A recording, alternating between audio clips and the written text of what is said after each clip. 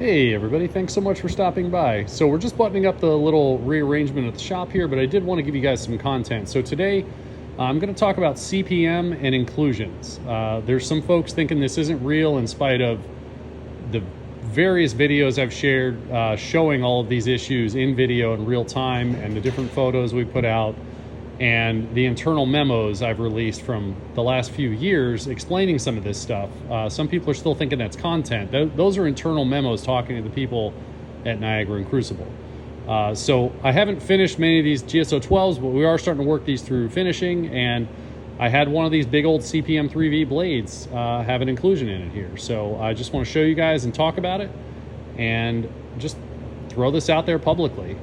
These are huge, expensive things, and if I have to order more materials to remake these, I'm not going to be happy. So I just want to show you what's going on here as we're getting started on this and what our quality standards are. So a lot of this I'm seeing, again, I want to reiterate, I'm seeing this because it's unique to our peening process here that we do in-house. It's a high-pressure peen, it's a little bit of a compressive peen. So if the material isn't homogeneous, things show up and I see it. If there's irregularities, it shows up like different tones. Anything that's not homogeneous material, I see due to this finishing process. It's now become part of our inspection process. So zooming in here, it's down by the edge. You can see it already. We've got that inclusion there and a little bit of my finger dirt here, but you've got this inclusion here and then one little one off to the side there for a little cluster. And being that that's really close to the edge there, it's not very big, but you can see from the darkness there, it is deep into the material.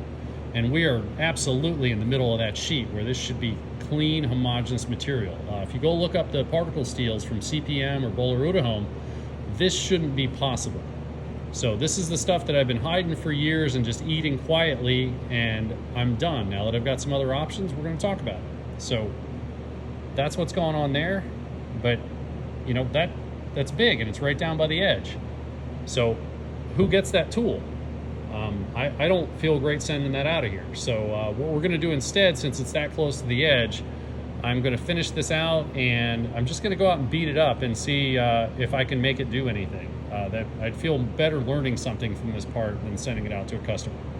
So again, I just wanted to reiterate, this has been going on for a long time, and just not having any other options, you know, CPM was the only game in town for a long time. So now that I've got some other options and not being held hostage, I want to talk about these things, and that's not right. That should not be possible.